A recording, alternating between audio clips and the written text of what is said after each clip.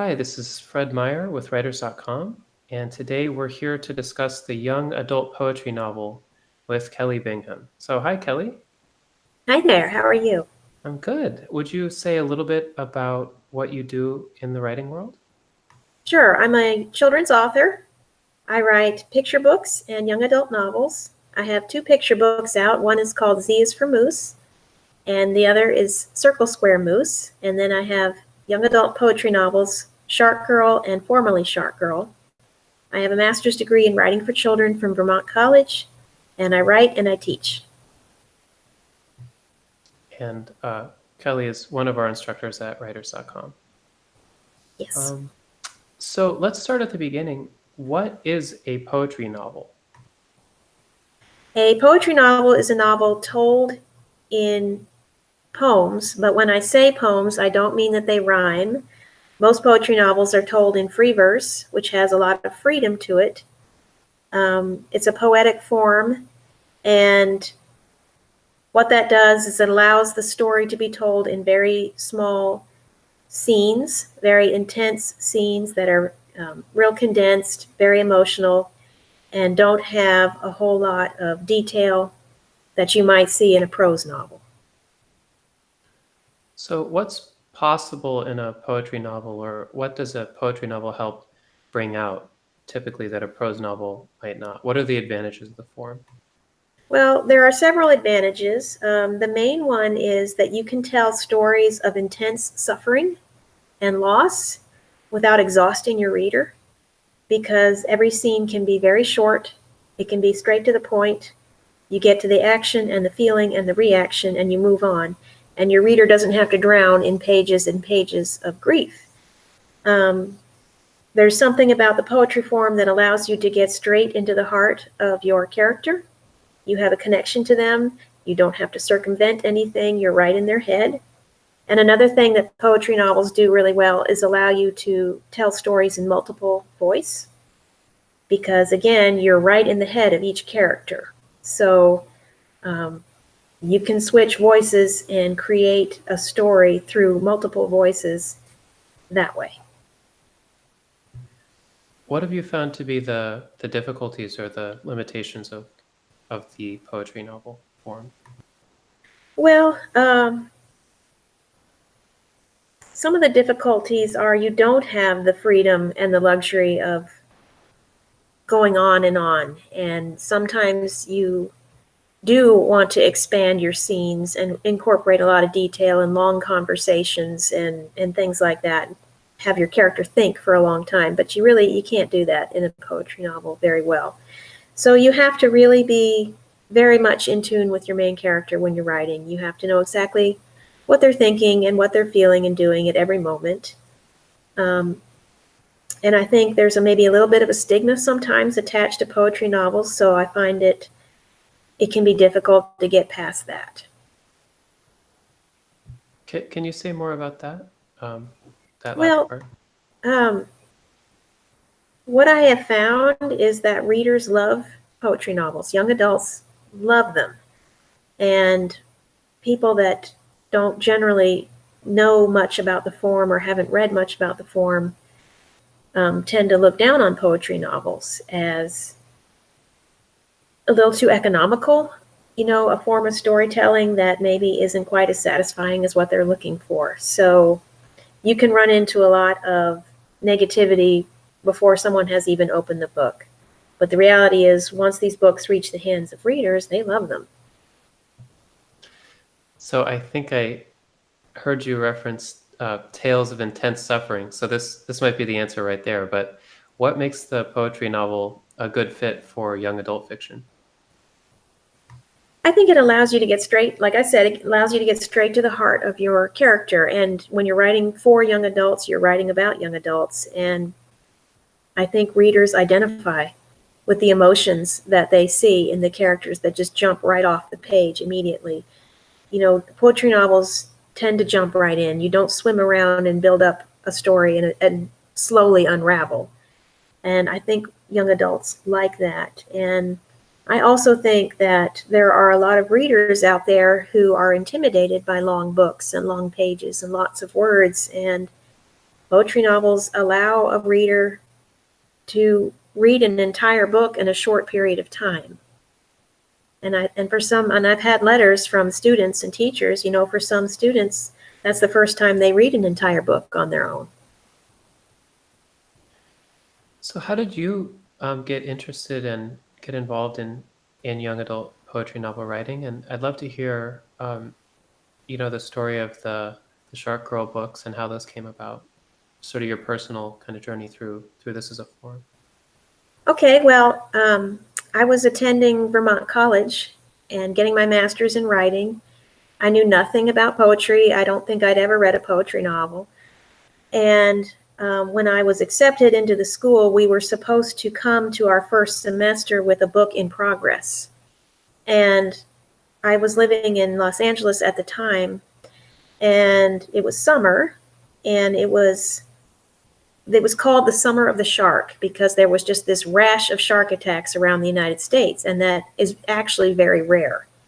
So they had a bunch that summer, and a little boy got his arm bitten off, and he survived, but that story stuck with me. I thought, that poor little boy, he's always going to be known as the boy who got his arm bitten off. He's not going to have an identity beyond that. And what is his life going to be like as he grows up and tries to leave that behind? So I started working on a story from that point of view. But a 16-year-old girl character came to mind, and she was very powerful, and she wanted the story to be about her. So I started writing the story from her point of view. And I worked on that story for about 6 months in school with a teacher, and I really wasn't getting anywhere. And then the second semester, we had a special residency based on poetry novels where some authors came and shared their work and talked about the form and what it was like. And we had to read a bunch of poetry novels. And I really enjoyed them. And then I had a friend say, why don't you try your book in the poetry novel form? And that suggestion really clicked with me. And I just jumped in, and all of a sudden the story started just pouring out of me. And it just came really, really easy. And I went ahead and drafted, but I had to back up and spend some time learning about poetry because I didn't know anything about it. So the next couple of semesters, I actually studied, true poetry, poetry novels, all the different forms, imagery, things like that, and channeled that all together to write Shark Girl. And then Shark Girl was published in 2007. And I intended it to just be one book by itself. I never planned a sequel, but over the next few years, I got so many letters from kids asking for a sequel. And it just went on year after year, and nobody lost interest. And I finally wrote to my editor and said, do you think we should write a sequel? And she said, well, maybe. What do you have in mind? So I put together a synopsis of what I thought might happen in the sequel. There were several questions the readers asked. There was 3 questions all the readers asked across the board. And I thought, well, if I write the book, I'm going to answer these 3 questions. So I based my story around that, and I sent it off to her, and she agreed that we should write it. So I wrote that sequel, and here we are. That's amazing. How was it writing a sequel? I'm always curious because I feel like it's so hard to create one story arc that really resonates, and then I guess I've never written a sequel to anything, but I always imagine it's kind of a special challenge to pick that up and create another arc that's compelling. What was that like? How did it feel? It was definitely difficult because in the first book, she just had her arm bitten off, and her life was turned upside down, and she nearly died, and she had to put her life back together. There was quite a bit to work with. There was a clear-cut goal. I mean, she had to figure out how to go on. With a sequel, what is at stake that is compelling? What is she reaching for that your reader is invested in? I left a few loose threads in the first book, so I just picked those up. I looked at the questions that my readers wanted answered, and I just started writing. And as it turned out, what the readers wanted to know turned out to be just enough to be a compelling story and to create tension. She had some decisions to make, so I played those out. She had some growing up still to do. She had her first love, her first crush, her first boyfriend in this book. So she finished high school and got ready to leave home for college. So a lot of coming of age things happened, and that turned out to be enough. But it was definitely difficult, and I was concerned that I would let my readers down and that I had lost touch with my character, but that all worked out just fine. That's so cool. Huh. When did Formerly Shark Girl come out? When did you come out with it? It came out in 2013, Hmm. so 6 years apart. So, what other examples really leap to mind of this form, the young adult poetry novel form? Well, the most classic poetry novel is Out of the Dust. That's a middle grade poetry novel, and it won the Newbery, and that was kind of the beginning of the poetry novel movement. So I always recommend that to people. I mean, it's you just can't find anything better than that. It's beautifully done. It's the perfect example of the form. Long Way Down won the Prince Award a couple years ago, and that's a terrific book. Mel Glenn has written several poetry novel books that are wonderful. And Karen Hess, she wrote Out of the Dust. She's written other poetry novels. There's one called Newfound Land that is a huge poetry novel book about Lewis and Clark, and it's told in multiple points of view. And then there's one called The Watch That Ends the Night, and that's multiple points of view about the night that Titanic sank. And it's about all the people on board, and it's also about things like it has the point of view of the iceberg and the ship's rats and things like that. And then there's a book, it's not necessarily for young adults, but it's called October Morning, and it's a song for Matthew Shepard. It's a book about the night Matthew Shepard was killed, and it has multiple points of view from the fence and the stars and the road and the truck and the doctor and things like that, and it's beautiful too. What succinct advice feels like it comes up for people who want to get started writing in this form, the poetry novel, or maybe especially the poetry novel for young adults? The number one tip I have is to read as many poetry novels for young adults as you can. Just bury yourself in them, and you will begin to absorb the form that way. There's more to be done, but that's the best way to start. Just absorb the form by reading, reading, reading. Look at the ones you like and figure out why you like them. And look at the ones you don't like and figure out why you don't like them and how you want to apply that to your work.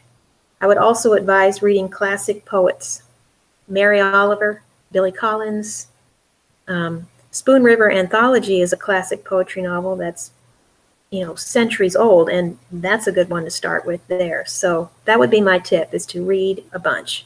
And don't be afraid. Don't feel you have to be at a certain point before you can start drafting. Just draft. You can go back later and refine. Would you like to say anything about the course you teach at writers.com, Crafting the Poetry Novel for Young Adults? I would welcome all poetry novel writers to come take this class. It's 5 weeks, so it's not a huge time investment. It's kind of a crash course on everything involved in writing the poetry novel. We're going to talk about what's at stake and character development and word choice and imagery. We're going to look at a lot of examples. I do give homework, of course, with these classes. That's all voluntary, but I recommend a lot of really good books. We have a venue to share work with each other, with our classmates, so that we can get group feedback as well as feedback from me. And it's a way to run your ideas and your writing by a bunch of people and get some knowledgeable feedback and get you well on your way to drafting your book. So I would say come give it a try. I think people would like it. Any concluding thoughts, or not really on anything in this conversation? I just look forward to meeting new students and working with them, and I just encourage all writers to read books in your field and attend conferences, take classes, take workshops, and really just get yourself out there and build yourself a community of writers.